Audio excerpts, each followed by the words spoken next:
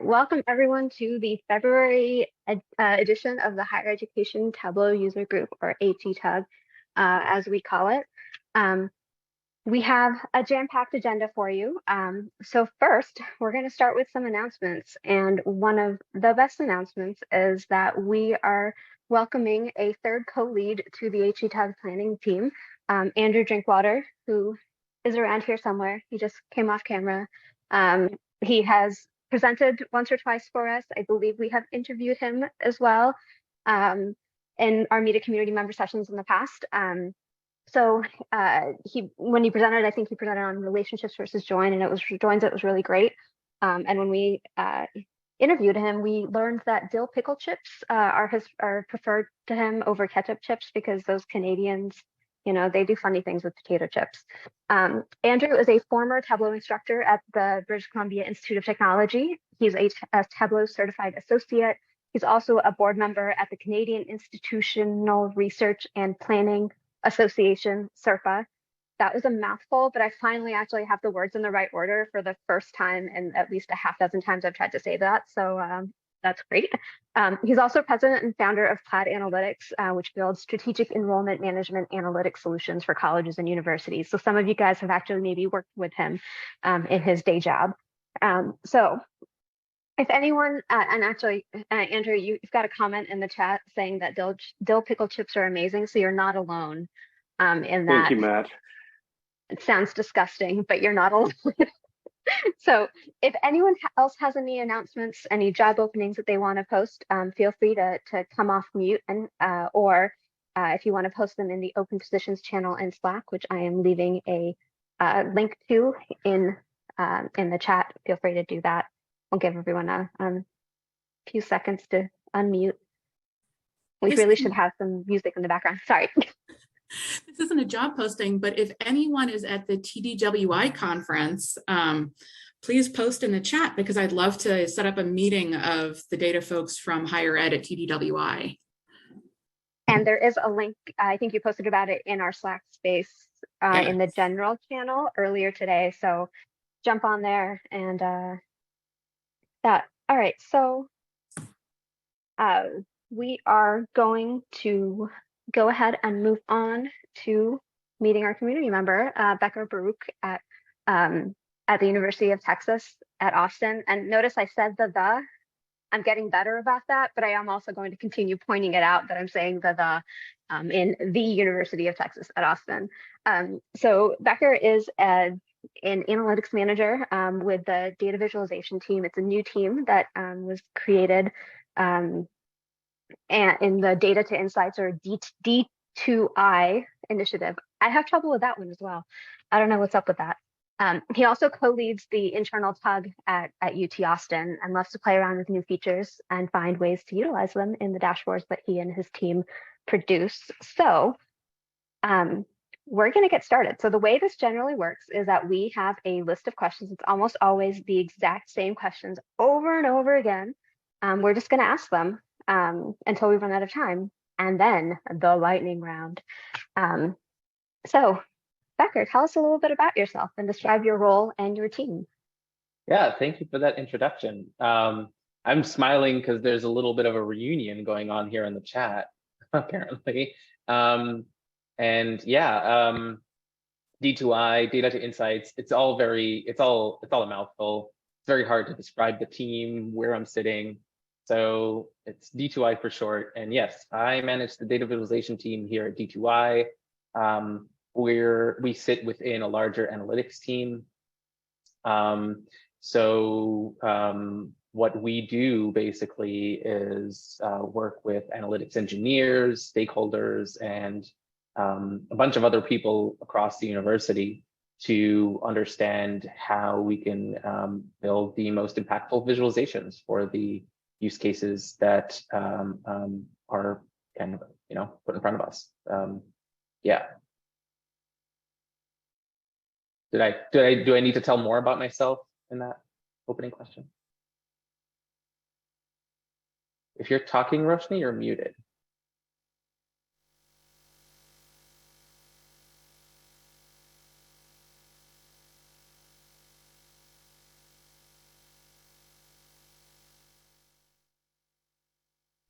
still muted? I don't know, you came off mute and then went back on for a second. Yeah, I'm really bad about using multiple monitors, so that is what we are learning today. So how big is your team? Like, it's a new team, so is it like a big new team, or is it still pretty small as it grows out and your roles kind of, you come into your Yeah, we started out small, so we were 2 analysts and myself, and we just hired another analyst who will be starting in a couple of weeks, actually, and we'll probably look to expand even more in the future. But the analytics team, the broader analytics team, we're about 17 people on the analytics team, including analytics engineers, managers, and data scientists and data analysts. And then within the larger D2I kind of sphere, we're close to about 60 or 70 people, and they're business analysts and data engineers and data architects and various different technical roles and analytic roles. So yeah, we're a pretty big team overall. My team is smaller. So what kinds of data do you work with? Like, is it a lot of student stuff? Is it a lot of like course and faculty stuff? Is there facility stuff? Like, what's the kind of the realm that your team works with, and also sort of the larger group of 17 you said? 17, oh yeah, analytics, yes. So, I mean, we work with everything that is from the academic side of operations. So facilities has their own sort of data and analytics people, and they do an awesome job on that end. And then we really do anything and everything that lives on the sort of academic side of things. So that's student data, admissions, faculty, salary, course data, financial aid, budget, really anything and everything in between. My team specifically, because we're a little less than a year old now, the projects that we've worked on are mainly focused on student academic data, so student enrollment, grades, courses, things like that. But there are also a lot of legacy deliverables that we still maintain and upkeep that are kind of have a broader domain. So of all of those data sets that you work with, what has been your favorite Tableau project that you've worked on, either as part of the D2I team or even outside of work? Yeah, I mean, I have to say that it's been an interesting ride. I think that the favorite one, and it's not necessarily because of the Tableau side of things, although that was also interesting. We recently put together a visualization that, or a deliverable that visualized dual majors across all colleges in the university. And then not only dual majors, but also gave an actual sort of overall representation of enrollment by college and department. So beyond association, we have an issue at the university where we associate college or students to a major using one specific column, but they can have other majors, and it's more complicated than just kind of saying, oh, let's take a look at across all the columns. So in any case, this was a project where for the first time in many, many years, if not ever, we made available to the kind of campus at large, a deliverable that allowed people to just go ahead and look at the dual majors that are enrolled in their college, where they are enrolled in, so what the second major is, and then the actual sort of number of enrolled students that kind of their college serves, as opposed to a specific facet of of enrollment that is dependent on a quirk of the data. And it was awesome to hear feedback from that. I don't know, it wasn't that complicated a project, and it's very specific to UT, I guess, but it was a pretty awesome kind of experience to see the feedback from that roll in. Great.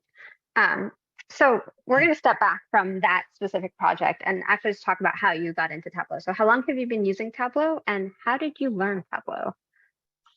I've been using Tableau for 3.5 years, a little less than 3.5 years now. And I learned it as part of my first role at UT, actually. So I was my first role at UT was with the institutional research team, and I was brought on as a junior analyst and had a pretty amazing mentor, senior analyst in the position that kind of, introduced me to all the right stuff, including Tableau user groups and, Edward Tufte and Steve Wexler and a bunch of the bigger names in the industry. And from then, I'm kind of a self-learner, or I'm very keen on learning. I love learning. And I just kind of went with it and just learned Tableau, tried to visualize different things and play with different kind of features and slowly grew as a Tableau user.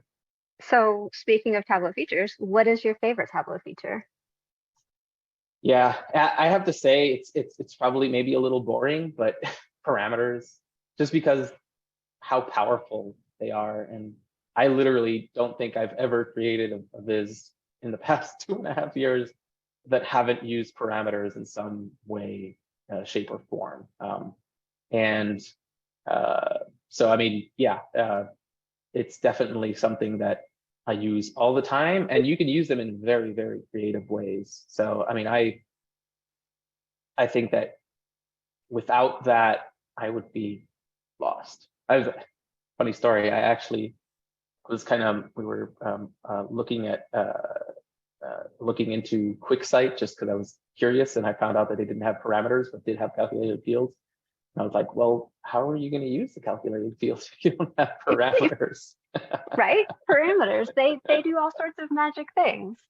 And so just so you know, in the chat, if you get a chance to take a look, there's a lot of conversations around dual majors and tracking. So you're not alone in that. And there's also a good bit of, let's say, love for parameters because it is Valentine's Day.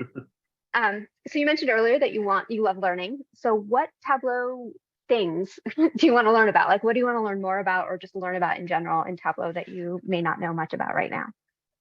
Yeah, I mean, something that I've been kind of really wanting to dig into, but just haven't had the chance because we haven't had an opportunity to apply it at D2I, is the metadata API and understanding how to kind of utilize that to automate certain kind of validation or other regression testing kind of processes. So I'm excited to hopefully be able to get to do that. I mean, maybe not personally, but that my team will be able to tackle that within the next year or so.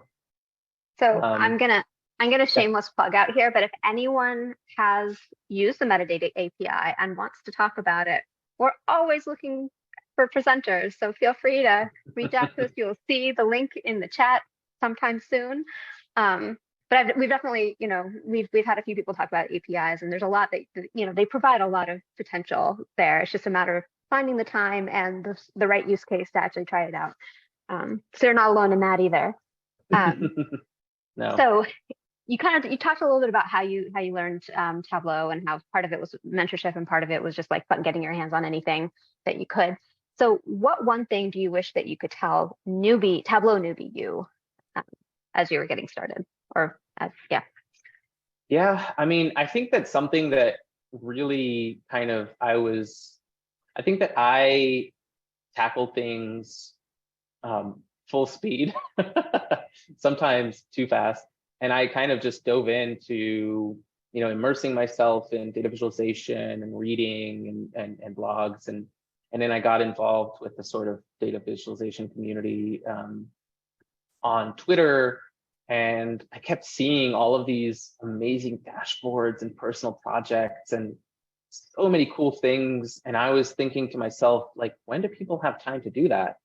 And I mean, I think then the message to newbie me is like, don't worry. Like, and I was pressuring myself to kind of, do a lot of that after work and kind of sit and do a lot of personal projects. Not that I didn't enjoy that too, but I think that I definitely was overly pressuring myself to kind of produce things for Tableau Public and whatnot. And I think that the biggest thing would be to tell myself, don't stress.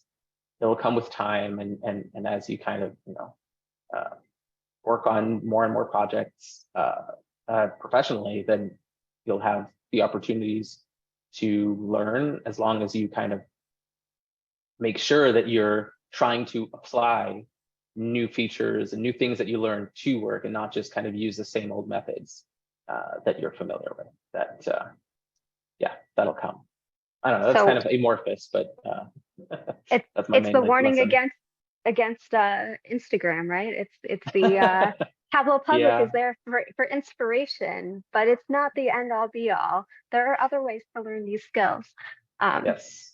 And Yeah. the Tableau people will probably yell at me for saying that, but I also say, I mean, I think that one of the more kind of one of the cooler things that have kind of in the sort of personal project space for me was to see real world fake data, because whenever I saw those cool projects, you know, you keep seeing all the insane data art really that people do, and then, you know, you don't, as a beginner, it's hard to see how that applies to business, you know, use like cases, real right? data.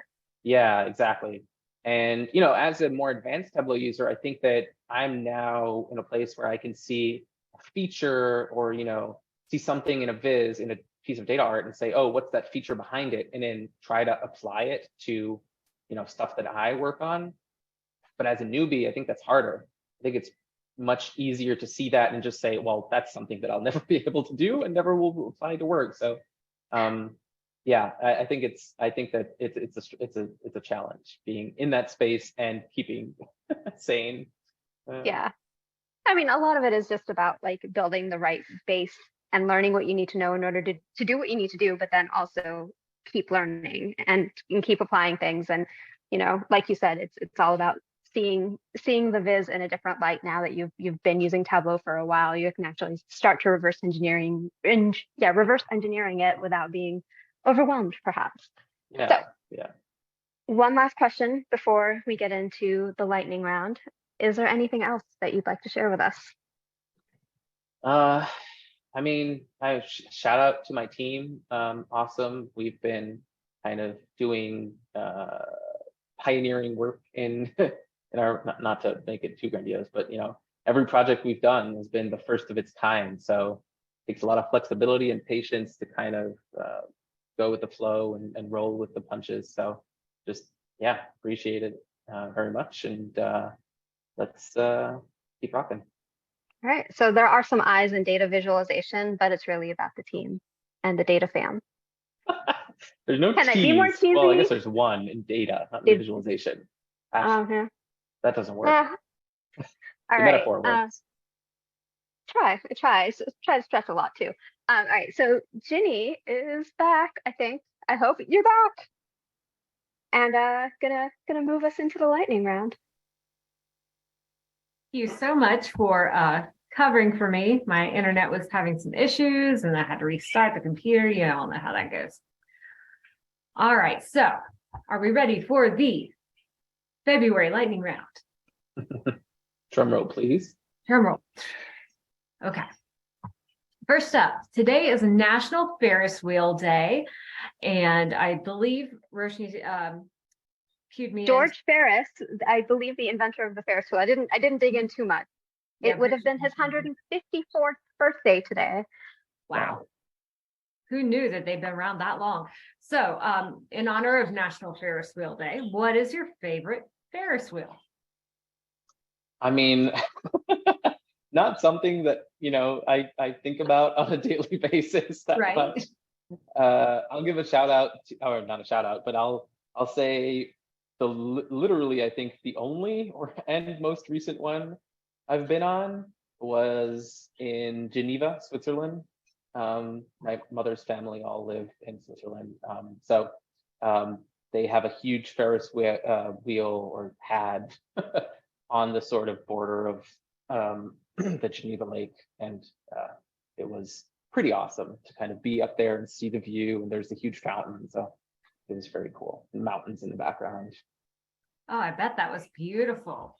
Yeah. I always try to time it to get on the Ferris wheel so that I'm going around at the state fair when they set off fireworks. So that's my goal every year.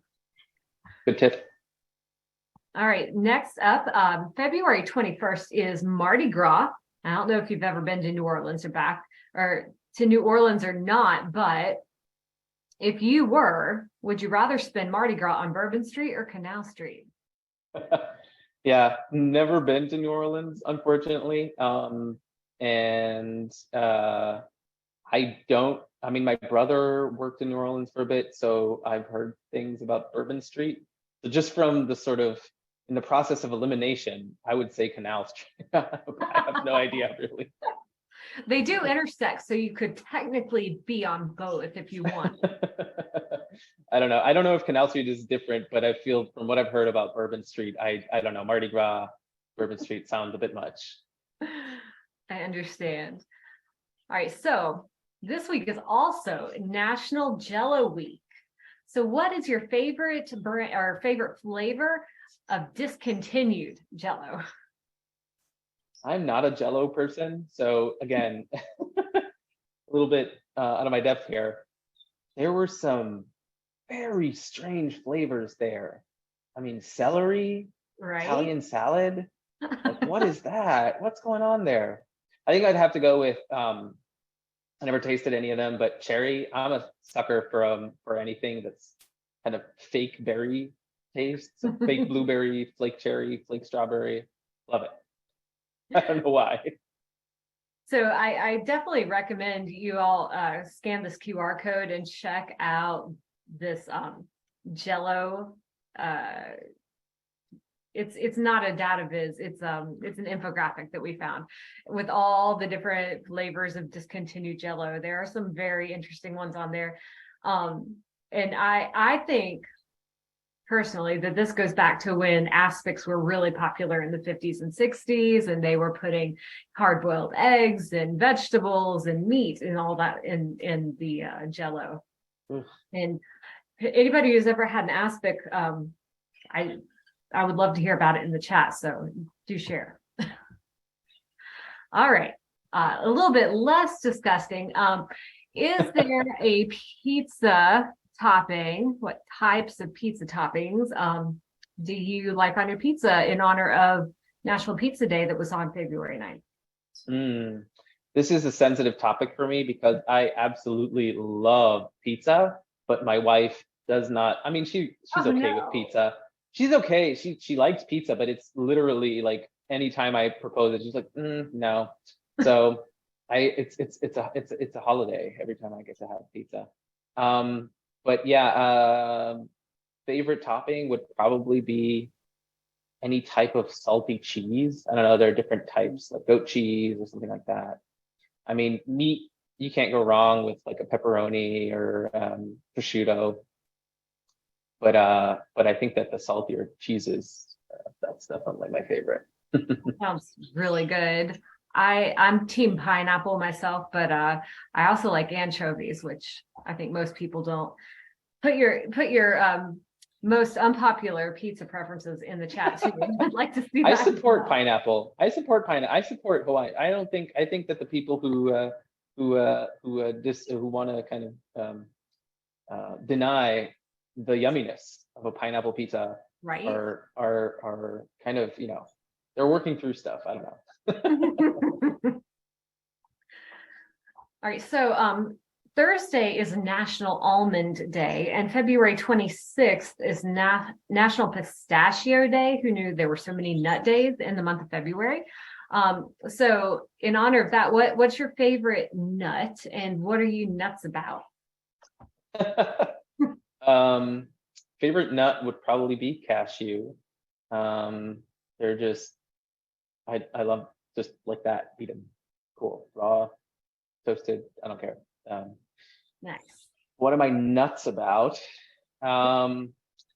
Probably, so my daughter, she's 3.5 months old, was born late October. So yeah, every time I see her, it's just, definitely nuts about her. Good answer. All right, so February 3rd was National Golden Retriever Day.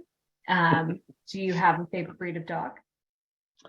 Not really, no. I'm Yeah. definitely not an animal person, even though I grew up with animals. Like we always had animals in the house: rabbits, birds, fish, dog, cats.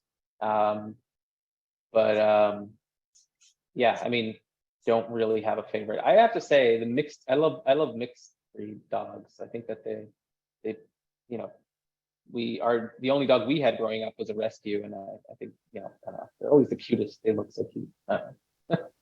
Yeah. All right. I think we all know that it's Valentine's Day, of course. So do you have a pet name for your wife and or child? So for my wife, we're unfortunately pretty basic. We just call each other babe.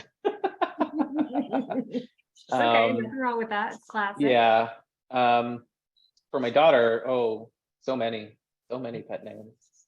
They're too many. Starts off with when she was just a small, tiny little lentil-sized kind of thing. We called her Lenny the lentil. I call her Cece because my wife always says she's a carbon copy of me. And when she's made in especially stinky poop, I call her Stinky Poopala, which is a kind of play on Fizzy Bubble from the Zohan old movie. Those are And yeah, there's more, but so many names. Those are so creative. This is another QR code I highly recommend that you scan because this is a DataFam Valentine generator and it's a lot of fun to play with. It goes through a series of questions, you answer them, and it will pick out a Valentine for you. It's a useful one. Hmm? That's a useful one. Yes. For anyone who didn't miss the beginning of the meeting like me, we talked about guilty pleasure love songs. So what is your favorite guilty pleasure love song, which I take to mean the one you're most embarrassed to admit liking? I don't know. I mean, I really don't have any songs that I'm embarrassed about. I think that, I mean, yeah, I don't know. I definitely I'm a Taylor Swift fan. So I mean, I guess that would be my guilty pleasure type kind of thing. But yeah, I don't know. I'm not embarrassed by it. Well, there you go. That's good. That's good. All right. To wrap up our lightning round, it is National Organ Donor Day. And so in the spirit of that, we'd like to close with the question, who are you giving your heart to this Valentine's Day? I know she's not here, so this is kind of wasting points, but it's definitely my wife. So yeah. Excellent. Hope you have something special planned. Thank you so much for being our Meet a Community member for February. Anyone who's interested in being a future Meet a Community member, just reach out and let us know. We have an interest form you can fill out, and we would love to hear from you and get to ask you a lot of fun questions. Yeah, this was fun. Thank you very much. Yeah, absolutely. Thank you.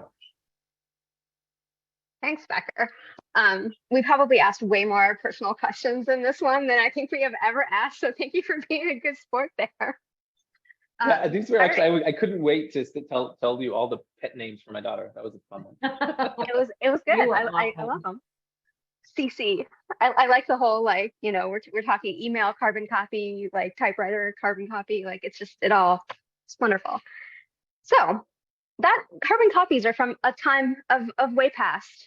And email is well, I guess that's probably also the distant past. Now we have things like Slack and social media, and all of that could be charted on a timeline. See what I did there? I tried. It's a really good segue, yeah. We are really excited to have Laura Urciuoli, like Urchin Ravioli, talk to us today about dual axis timelines.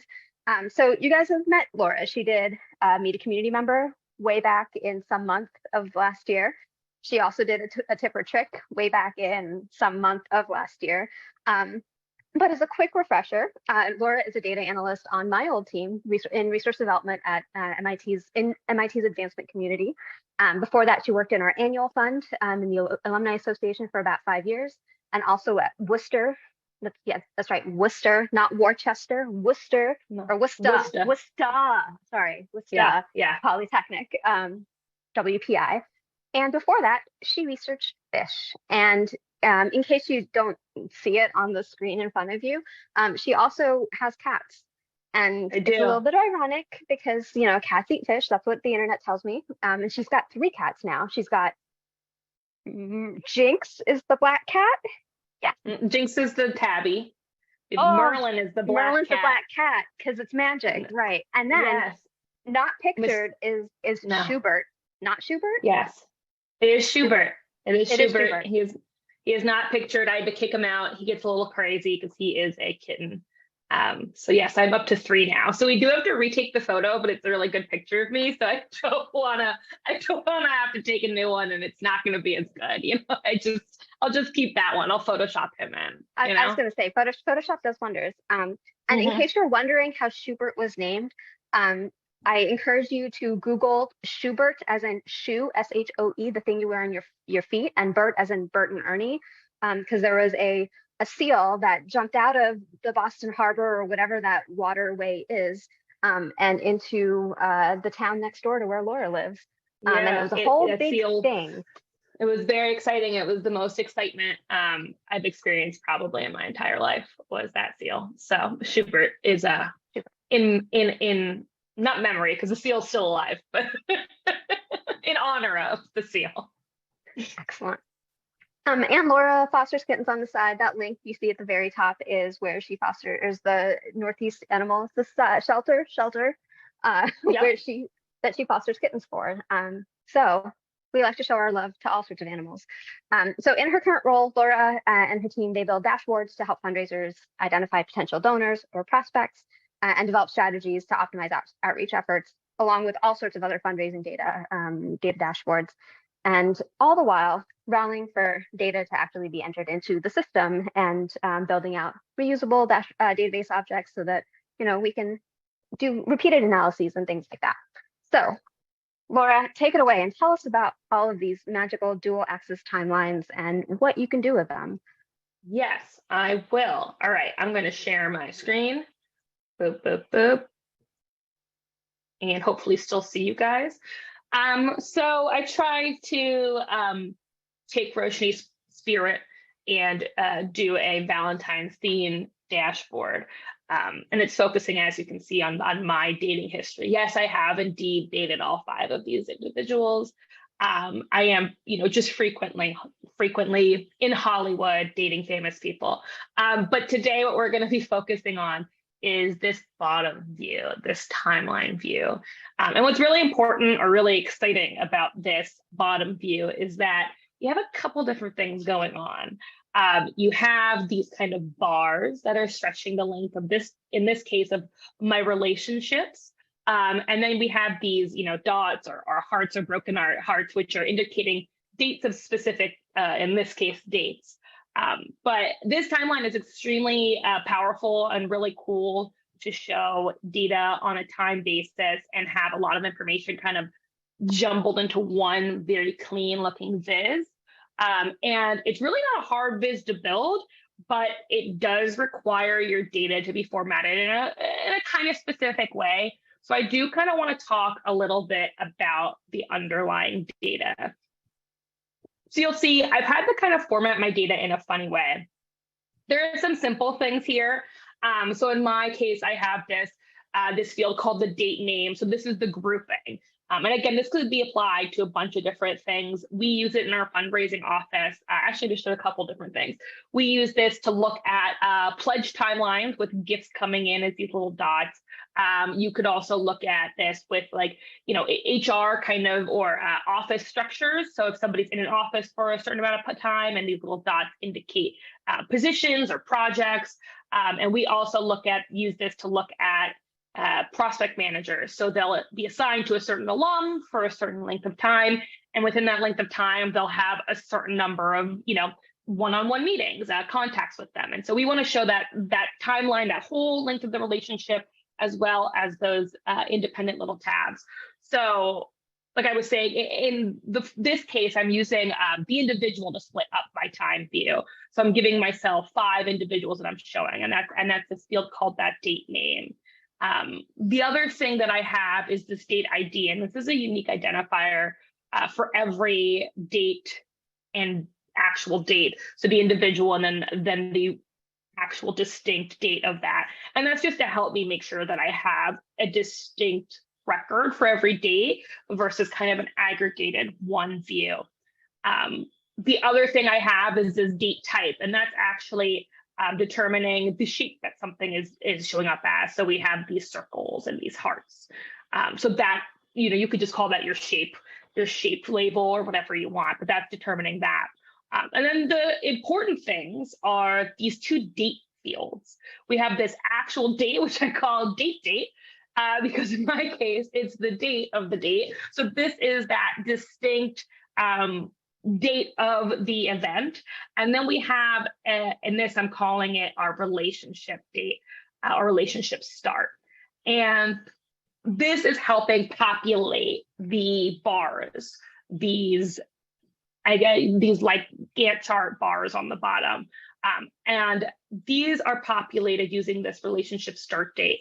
Is telling me where it is. And then this relationship duration is giving it the size. And I'll show you, I'm going to build this in front of you, but I just want you to understand that this data is formatted in a certain way where you'll see that the first date has that value of the relationship start date. And then after that, the next one doesn't. And that's so that you have one bar that goes across the whole relationship from start to finish. So you want your first date value that you want in that bar to be assigned the start. And then the length of that bar is your relationship length. And again, this is not a hard biz to build, but this is kind of a funny setup for data. And there's kind of some extra work that you have to do in the back end first. And I'll go back and forth between the two, but I wanted you guys to understand the back end of it before I start kind of showing you how things are being built.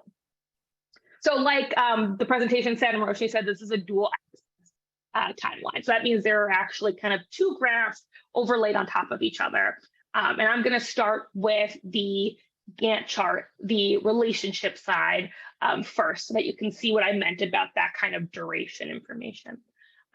So again, I'm going to put the date name on my rows. Those are my categories. My 5 categories are the 5 different timelines I'm looking at. And then the next thing I want is this relationship start. Now, we all know with Tableau, with dates, you want to tell it what kind of date that you want.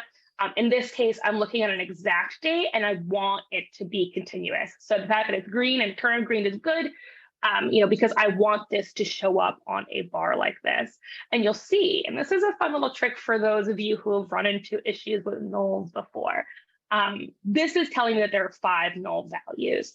And we know that because anything that is not a relationship start date is going to have a null. So there's going to be a bunch of nulls. And often you'll have data that'll have nulls in it. And sometimes you do, it'll default kind of give you these 2 options to filter the data to exclude those nulls.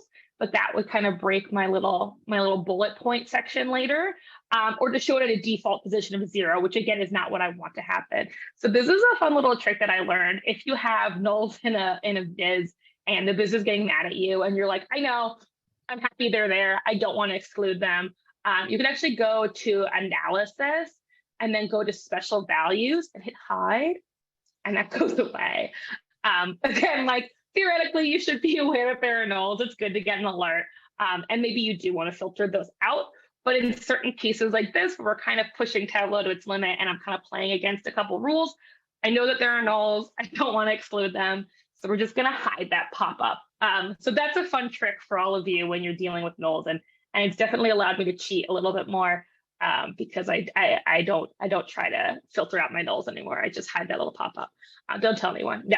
But all right. So again, right now we have my category, which in this case is my date name on the rows. And then my columns are this continuous graph with, you'll see these little tick marks on the date.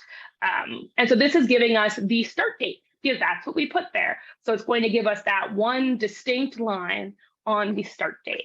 But what we want is a bar that stretches from the start to the end. And when I was first developing this, I was trying to see if it made sense to enter the end date as a field and do that as a second mark. And it does actually really overcomplicate things. The easiest way to do these kind of like Gantt charts is you're going to use a field that will determine the length. And it feels weird because when you put things on size, you generally think size is like, goes from like a little dot to a big dot. But when you have this kind of graph defaulted, it's just going to change the length. It's not changing the height of the graph because we're looking at a timeline based thing. So again, I have this relationship duration, and I'm going to put this on size, and it's going to give me these bars that span the length of, in this case, the relationship. And again, this is this value here, and you'll see, just like last time, I only have that value present on that first date. And that's because if I kept putting that value in, I might have bars that go 265 days from this date, right? Or I might just have a bunch of bars right on top of each other, which I do some stuff here. A lot of times I like to turn my, make it a little bit see-through translucent so you can see if there's a relationship overlap, which we use in pledges. So if somebody makes a second pledge. And so I don't want a bunch of bars laying on top of each other because it'll cause it to darken up when I really just need that one bar. I just need it to be when it starts, the duration once. I don't need this to be repeated. So, and this value, of course, you're getting from, your start date to your end date, or you can do, have it be a function that's your start date to your system date, and that'll push it, every day it'll update an extra day.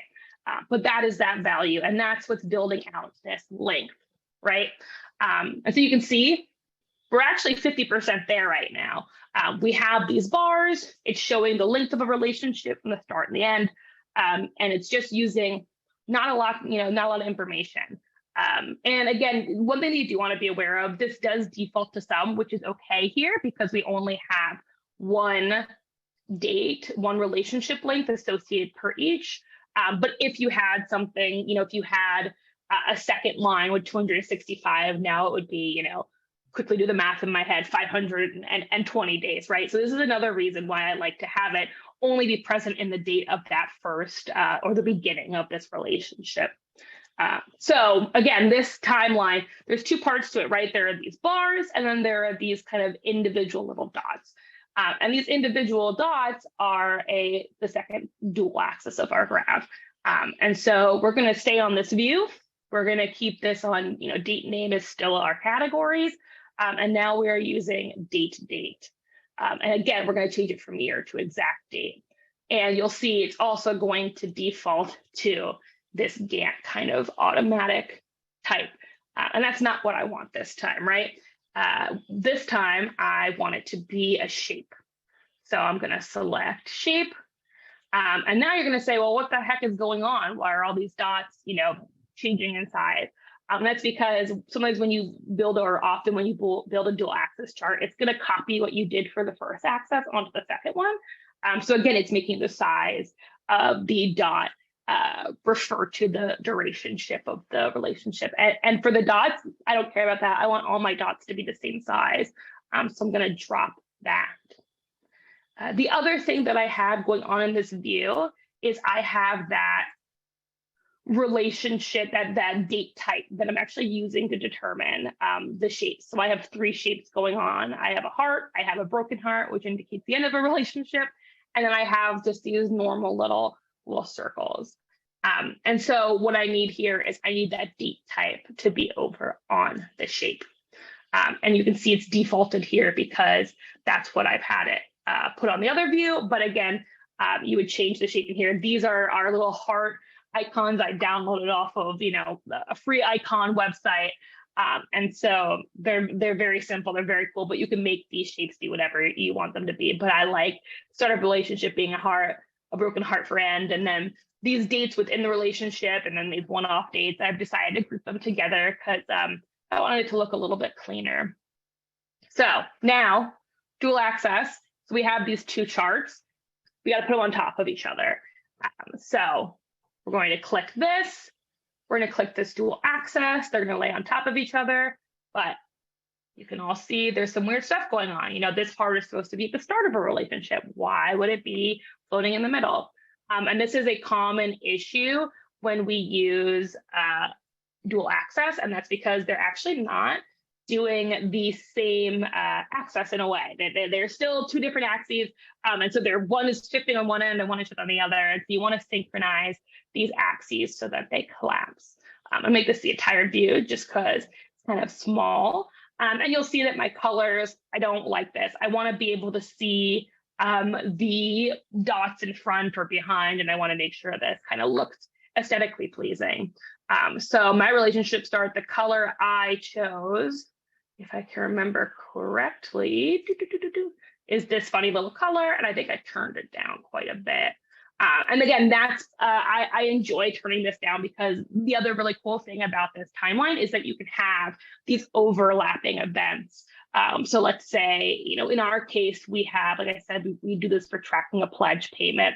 Individuals can make a second pledge while still paying off the pledge, right? And so you'll have this bar overlapping with another bar. And that's the benefit of having turning up the transparency so that you can see those overlying aesthetic, like kind of overlap, which is really important. Additionally, I want to edit this. I like these to be black because I think it's a little bit sharp. I do want to make them a little bit bigger. So I'm going to pump them up, make them nice and big. So you can see we have about like 95% of our view right now. And I'm just going to quickly, because I'm a tooltip person, just show you some cool stuff about these tooltips. So again, you can see that both the stretch and the distinct date has a tooltip, and they're separate from each other. And this is really great because you can build some really cool information that goes in one, and then some different information that goes in the other. So in the case that I had in the date information, I did, and again, I love tooltips. So I did a date type with date name, and then I'm going to put the actual date. And so now when you hover over this, it's going to say start a relationship with Orlando Bloom. And this is going to help see that this is what this heart is indicating. And this is just, you know, this little square is a date. And actually, this is a great moment to talk about the order of dual axes does matter. So you'll see that right now, if I'm hovering over this square, instead I'm getting this giant, the actual length of the relation is being prioritized. You just switch that by switching the order. And now we'll see that those dots are the ones that are coming out on top.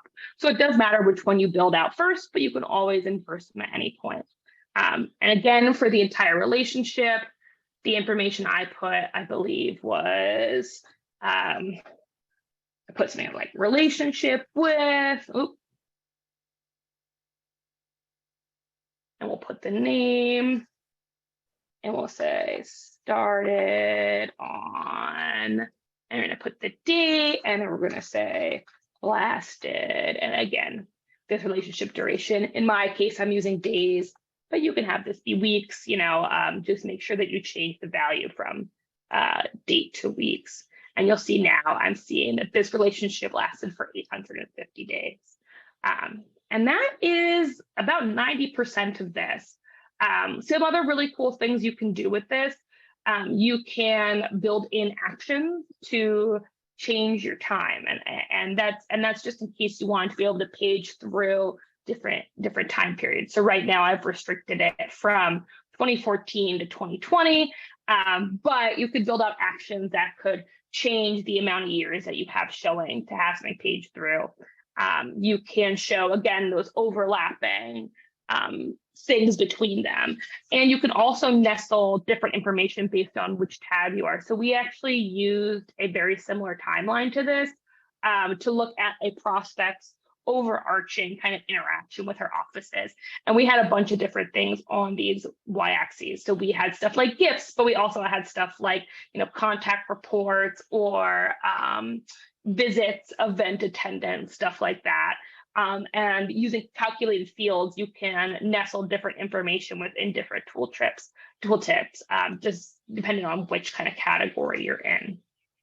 So yes, so that is a dual axis timeline. It gives you kind of a double-edged information. You're looking both at durations, but you're also looking at distinct events.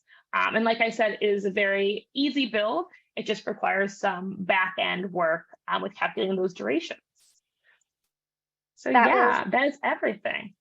That was amazing. Thank you, Laura. If you have any questions for Laura, please go ahead and put them in the chat. I did see some messages about ways to structure your data. So, and there's a whole lot of like, thank you and awesome for you, Laura. But there's a tip about how to create a duration if you don't have a duration using the date diff calculation. Andrew also used the same concept with transit data for class scheduling at a university. And there's a whole bunch of other uses out there. So yeah, but none of them are quite so heart-filled, or can make your heart melt the same way.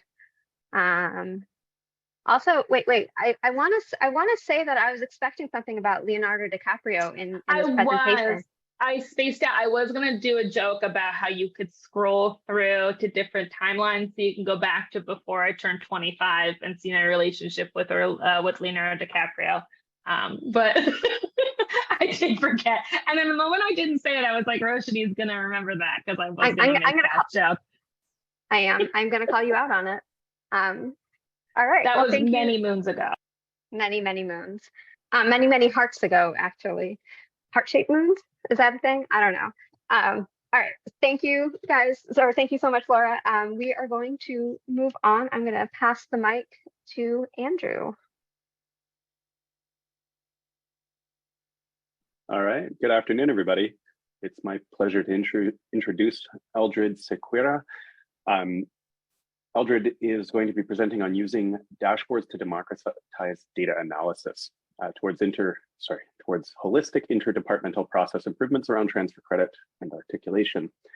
Eldrid is a transplant from the K-12 world, where he worked and leveraged systems to support student outcomes and worked on everything from Cognos to MATLAB to Looker and Tableau, even back when Tableau Reader was a popular thing. Now supporting institutional research at Mercy College to do the same with older students and adults with more degrees and some entrenched beliefs circling around. Eldrid's excited about how much easier it's going to be to do little technical things that used to take a really long time to do. After about 25 years in New York City, he's happy to share some hidden gems about the city, but also paid for it with some cynicism, which comes with the territory. Eldrid enjoys fishing, bluegrass music, and tinkering at his country house, which helps take the edge off the city. So with that, I'm going to turn it over to Eldrid to continue the presentation on using dashboards to democratize data analysis. Thanks for joining us. Thanks, Andrew. And good afternoon, everyone, and happy Valentine's Day, I guess. So I'm going to try to share my screen. Unfortunately, we're not going to go into desktop because of the sensitive nature of some of the data, but we will see a dashboard, and what everybody likes is a good PowerPoint presentation. Is it all right if I share my screen? Yep, go ahead. All right, can everyone see my screen? Looks good. It's not in presentation mode, but I can see the slide. Yeah, I don't know, if I hit presentation, it gets all wonky on me, so I'm just going to do this if that's all right, as long as you guys can read the screen. Yeah, whatever works for you. Awesome. Thanks. All right. Yeah, so there's a long title over here, but really what we're trying to do is really use data to help students get the credits that they've earned. So whether it's transfer credits or whether they've taken credits in a different major and then they switch their major, there's a lot of credits that are out there on the table, and we want to make sure that we can give the students those credits so that they can, graduate faster, have fewer debt, and so on. I'm working with institutional research at Mercy College. We are about a medium-sized institution in Westchester, New York. We have a couple of campuses in the city as well.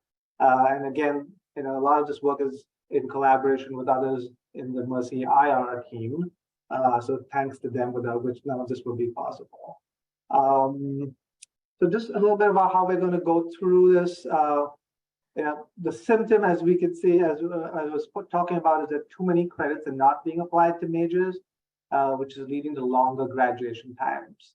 The solution was we're going to leverage data, use some predictive analytics and some trends, and also collective responsibility, try and solve this. And then we'll have a takeaway. We'll go to Q&A before I get into the process, because I feel like maybe if there are questions, it will point to the process mostly. The symptom, again, as you said, the challenge is usually the credits are not being applied, not because someone doesn't want to hide some credits from some students, but usually because there's just not enough student support staff. I don't know how it is at the colleges or schools that you guys work at, but there is usually just a fewer student staff than we would like to have. But we got to work with what we have. And some of that is because of the workload seasonality, right? So we don't get a nice even distribution of student applications throughout the course of the year, so we can review them as with the depth and time that we'd like to. As all the transcripts are obviously never the same. Every school has different transcripts. Student data that is entered into the Common App sometimes is different. It's not accurate. There's complexities in the majors. There's so many different possibilities in the liberal arts school. And then most of all, our responsibility to the students. We really want to take that extra step to make sure that they are actually graduating on time with the minimal amount of debt as possible.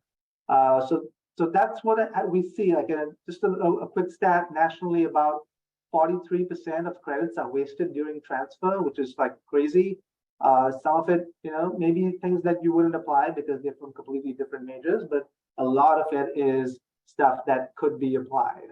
And our admissions office, they work real hard and they got a lot going on, but there's a lot of variance in the transcripts and there's a lot of staff turnover. So usually, somebody makes a decision one year about a transfer from a college and next year they're not there. Somebody else comes in, they have to review that same process again because they don't know what happened. So this all takes time and it's a big process. Similarly, with student advisory and our mentoring office, we have a lot of first-gen students. So our student advisors are actually the first line of advocates for our students, as opposed to maybe their parents who are maybe haven't been to college. So it takes up a lot of time, and we are trying to ensure that we give them the liberal arts experience, but at the same time, get them to graduate in 4 years with, again, minimal debt. And in both cases, each student's case is really viewed one at a time. And each request is articulated slowly, one at a time. And this is all taking a lot of time. In the meantime, registration deadlines are coming close and everyone's under pressure. There's high caseloads for advisors. So there's a lot of challenges over there that we felt that maybe we can try and alleviate through some data analysis work. Because a lot of this has been happening from decades actually, and we feel like we got a strong data set that we can leverage. So the first thing that we did was kind of setting the scope of the project. And by that, we meant that there's really some low-hanging fruit and that we can actually, leverage, because the number in there, the ends are high enough that we can actually apply predictive analytics and then that we can resolve in mass, rather than picking out one outlier that we know was an exception and really was an egregious articulation and solving that. We were trying to go after the ones that were, maybe there were about 35 or 100 cases of those, so that we could just make one articulation change and solve all those students' credit problems. At the same time, there was some hard to reach fruit at the top, because these are cases where it is too nuanced. Not everything is so cut and dry that we can just apply data analytics. It gets quite noisy, the data, after a while. So we said, all right, let's just not take that into consideration. One of the reasons is also then folks start to question, oh, wait a second, this does not apply to this set of students, so we can't use any of the data because all the data is wrong. So we decided to focus on a small subset of actually the low-hanging fruit that we felt would be strong enough for us to leverage. So we started doing that, and then how did that look like for the student applications? So we analyzed all our high school internal and transfer credit articulations and waivers. We then developed a frequency model to determine how often a course was articulated to another course in the past. And we used that to predict which courses should be auto-articulated. And this is a little bit tricky because the data again is, sometimes schools change their articulation. Sometimes it was articulated as one course 4 times, another time 5 times, which will be used. So there were different models that we tested and ran. Then we shared this with the admissions staff, and we asked them to use those results to grant credit. We were like, if this has been done 80 times in the past, we don't need to review that transcript again. It's already been humanly checked 80 times.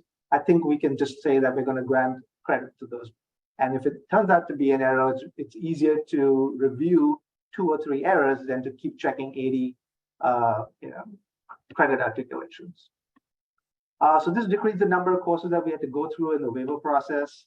And even the clarifying questions, like sometimes they would review it, the process required them to, because they're admissions, they can't make the call, they got to contact the professor may be there, may not be there, it takes a long time.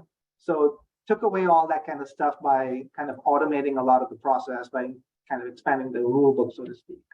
And now new admission staff could also get in on the act. They didn't have to go and ask somebody who's been there for a while, who's got to be able to check all their work. They could just follow this kind of rule book, and they could just say, all right,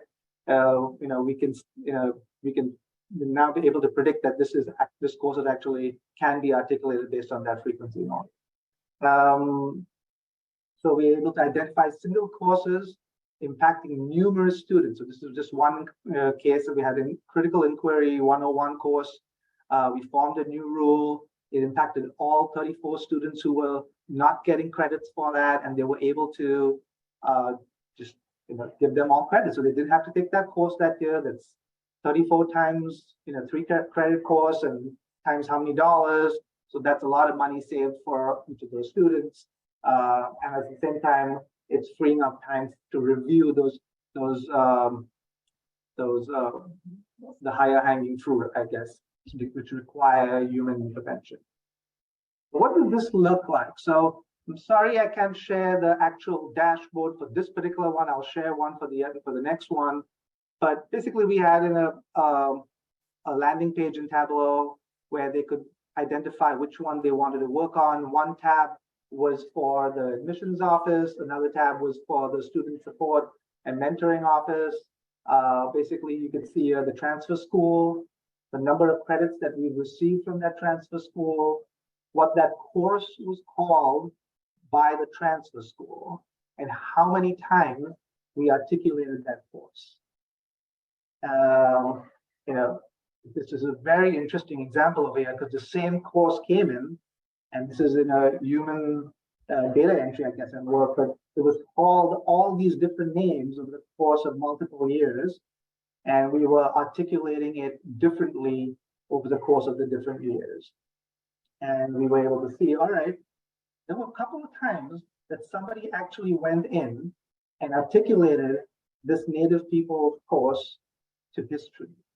So maybe we can always start doing that, or maybe we can go look at it and decide whether we need to make a rule about that, and so on, about other courses, like this accounting course, or even there were some other examples over here about this accounting course where 44 times it was articulated to a course that we offer, and we said maybe we can make a rule about it, and they say we don't need to go through the transcript and the course handbook every time. We can just say, all right, anytime an accounting 120 comes in from this college, we're just going to give credit for it and to match up with our accounting 120. And that helped to kind of clean up a lot of it. So what you're seeing here is a lot of it has already been cleaned up because I didn't know I was making this presentation. I didn't save that page, but a lot of it has been cleaned up. So it was very useful for them to make these kind of decisions, as we discussed earlier. The other aspect was collective responsibility. So around the student advising. So what we saw was that the advisors kind of had the responsibility to figure out whether the student was not getting credit for a particular course that they'd already taken. And then they would have to surface that either to admissions, or they would have to surface that to the faculty.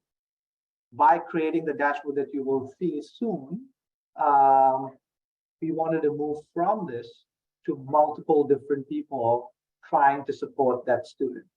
So we don't need just the advisors to have access to the data to go and decide which courses they can give credit for or advocate for the student.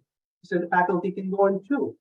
They can look at the course because they know what all those courses mean. They can go and support as well as admissions. So now we have multiple different departments all working towards the same goal to make sure that our students are getting credit towards graduation. And I'm just going to jump into that dashboard so that we can see what it looks like. So this is the actual dashboard.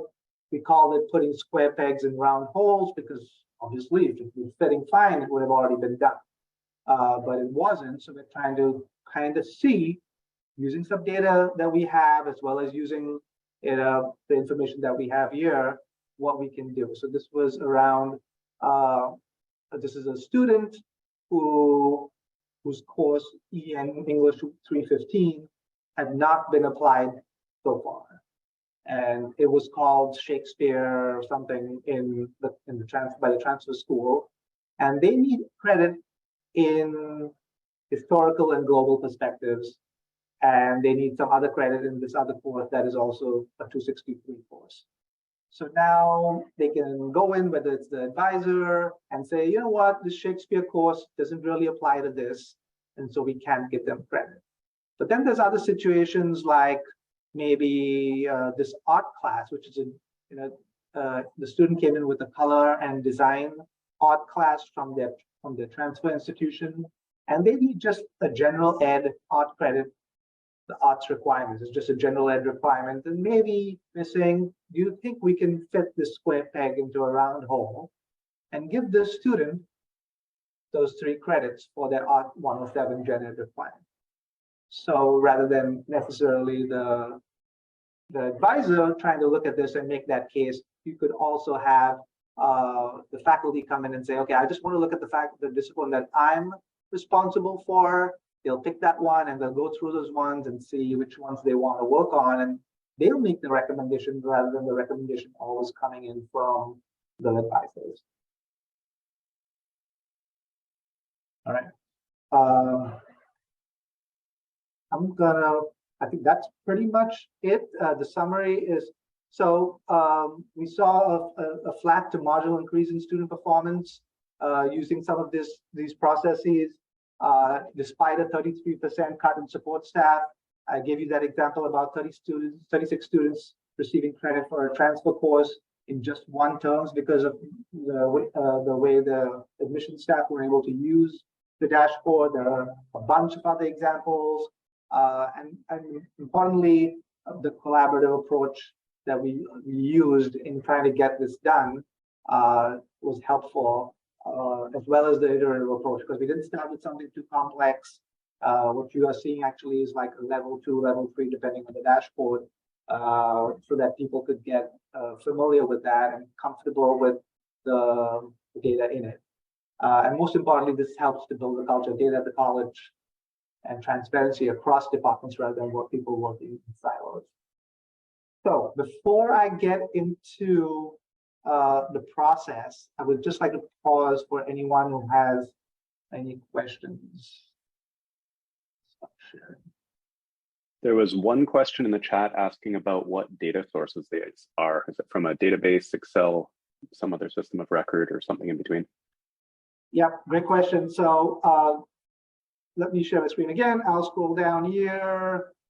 So this is, if anyone uses Solution banner for their SIS, the student information system, will be very happy because we use exactly the same thing.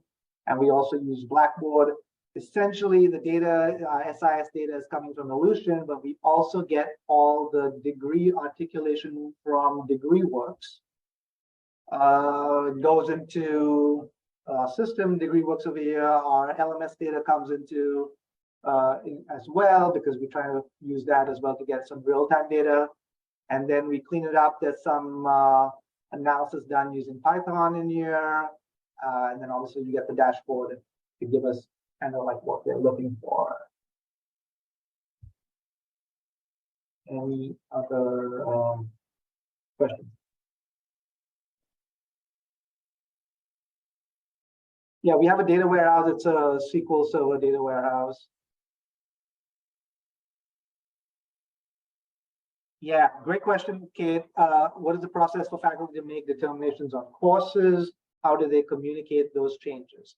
So right now, if anyone has a solution how to write back to Tableau, I would love to. I mean, you get chocolate for Valentine's Day from me if you got that. But I know the write back site that everyone's tested out. I don't know how promising that is, but what we've been doing so far is using, and it's might laugh at me, we've been using FormStack, which is how a faculty member requests that, and it then goes to either the registrar's office or the admissions office, and then they'll make those changes. But we're looking for some more efficient ways to do that.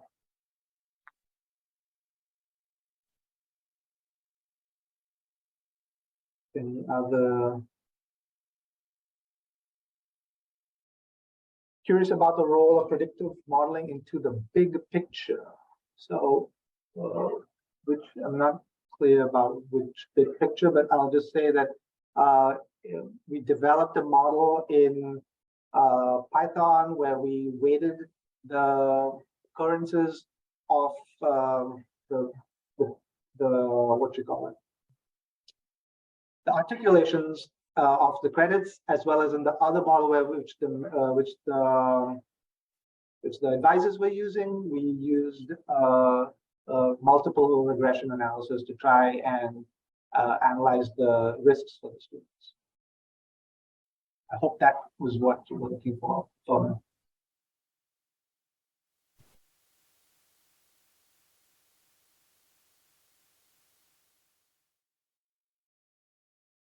No, I'm not so sure about this portion, about do you automate your Python scripts with the task scheduler. I'm not so sure. I'd have to ask one of the data analysts on my team exactly how that is being done, but from my understanding, I don't think we're using a task scheduler for it, but I'll have to confirm that.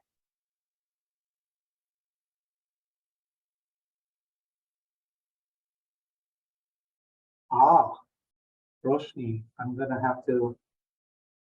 You get the box of chocolate. But I don't need it, because there are all sorts of, if you are trying to write back to your database, there's going to be all sorts of technology people involved in that conversation. And there's probably a pretty good chance that someone else at your organization actually has the tools or knows how to write the right code. So while Tableau does have APIs that you can write to get the data out, getting the data into your database is still going to be another conversation that's outside of Tableau.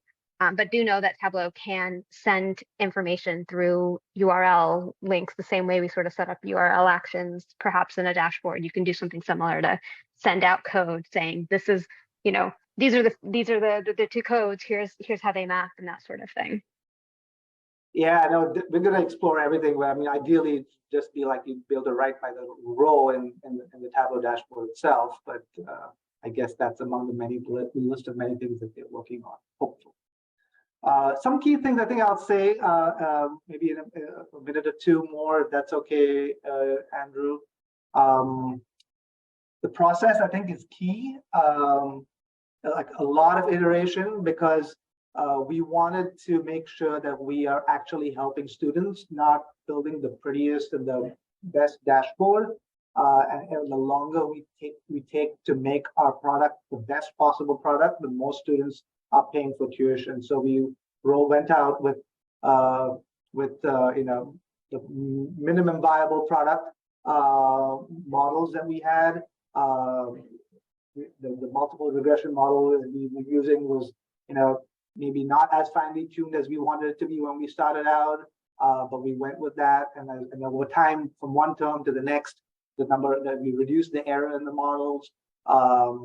Also, we made sure that we didn't put too many, you know, cool things on the slides, on the dashboards, because from the perspective of the user, they see it all at once. It's not getting built with them. So we again gradually introduced them into the process.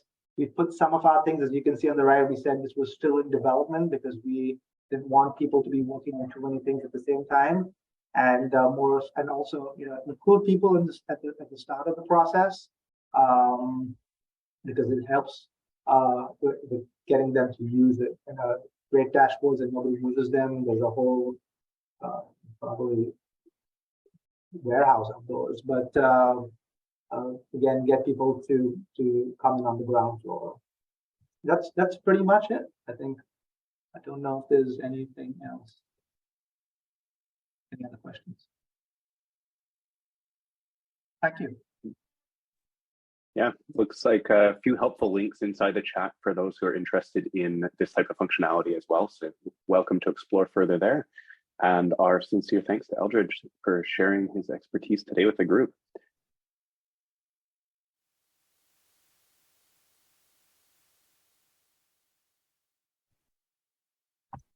All right, well, this brings us to the end of our February HE Tug, except for, of course, our breakout rooms and what's next. We would love it if you showed us some love by filling out our survey to tell us what you thought of today's meeting, not just what you thought about today's meeting, but what you want to see in the future. We really do try to take your feedback and find speakers that you want to hear. And so we'd love it if you gave us some input on that. Also, next month is March Mapness. You can go ahead and register for that HE Tug meeting. What's on the agenda? That's up to you, because we're looking for anybody who has tips and tricks to share about maps. And so if you have some higher ed presentations that focus on maps and different ways you can use them in higher ed, because not everybody thinks about maps in higher ed, we would love to see what you have. And if you have some ideas, but you're not really sure, then you can come join Roshni and Andrew and I in the breakout rooms after this, and we can throw around some ideas. And, you know, that's a good way to get your feet wet if you're not really sure what you want to present about, but you do know you want to present something. And if it's not about maps, you can still come meet with us and we can set it up for a later meeting. And that brings me to our last link. If you do want to present, we have an interest form that you can fill out. All right. So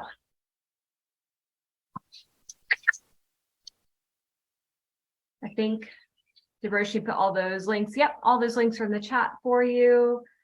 And so if you feel like sticking around and chatting with your colleagues and networking, and I think we're going to have our typical breakout rooms where we divide up by, you know, your division within the college. And like I said, if you want to come talk to Roshni, Andrew, and I about presenting in the future, we would love to hear from you.